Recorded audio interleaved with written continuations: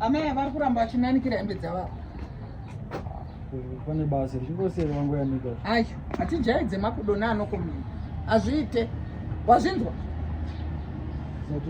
Tora chiri kukwechi. Mogarira. Kurumidzi. Kurumidzi, I want to fix here. Vakundijairira sina nebasa retu. Waridza. Tora zvinhu. Tora ukande pari kukwapa. Kurumidzi. Ichafasta. Tarisa kuona kuti havasi kukona. Iwe Sparo uri kuitei? Iwe siyana. Iwe amai uya. Iwe mira iwe hanzi utore chii. Amai zvamuri kuita kaizvi. Mukadzi uyu makamuvengerei. Asi hembe dzamai iwe mira iwe nehembe dzavai. Amai muri kuenda kumapurisa. Muri kuenda kujeri. Sparo uri kuenda kujeri usambotedzere zvakwamai. Uri kuzvinzwa zvandiri kutaura. Muchiri kurangarira gore riya makatora chibage chavo mukapengeza. Uya. Sparo zvamuri kuita kaizvi. Ndangotumwa wena ndamhosva ndatumwa ona mama. Zvamuri kuita izvi.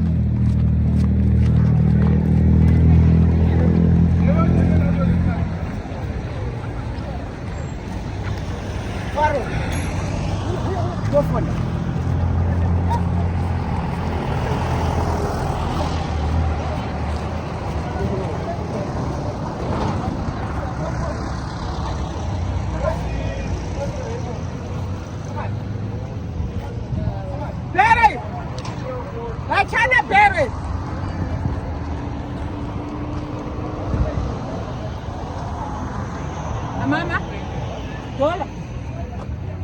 dola chat. Barbara. Mama tuzoro baba.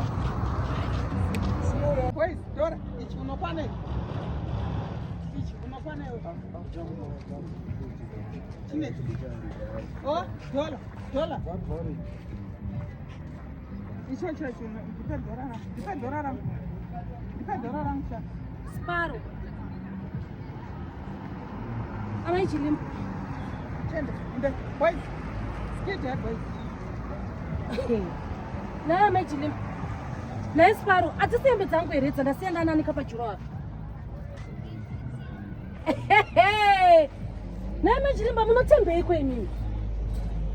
Amai chilimba atisi hembe dzangu here dzandasienda nani kapachuro pangu. Mukutengesa hembe dzangu vani mimi. Munotembei kwenyu nai vedu we. Zuno unochema kandibira chibaga changu chikanyarara. Aiwa mira yanyu ipapo. Shamu kutengesa hembe dzangu inini. Unotembei kwenyu mimi chikwa kudai so.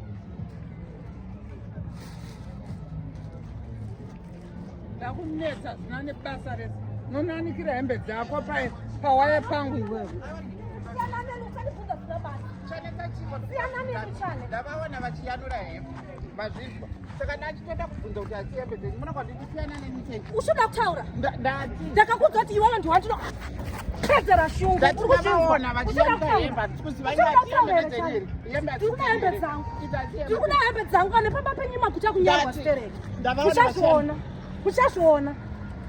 Kana nemi wamuna kwana. Ndati muchazviona. Ndimusina kwana. Makuta kunyarwa stereki. Wamuprecha kudai so. Muchazviona.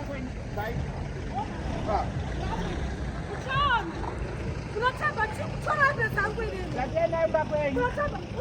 Kuenda imba kwenyu. Uchikutaura here chana. Ndatienda imba kwenyu. Uchikutaura. Ndikuda nezvako. Ndati mukudane zvangu. Uchikutaura here. Ndakataura kuti ndapedza.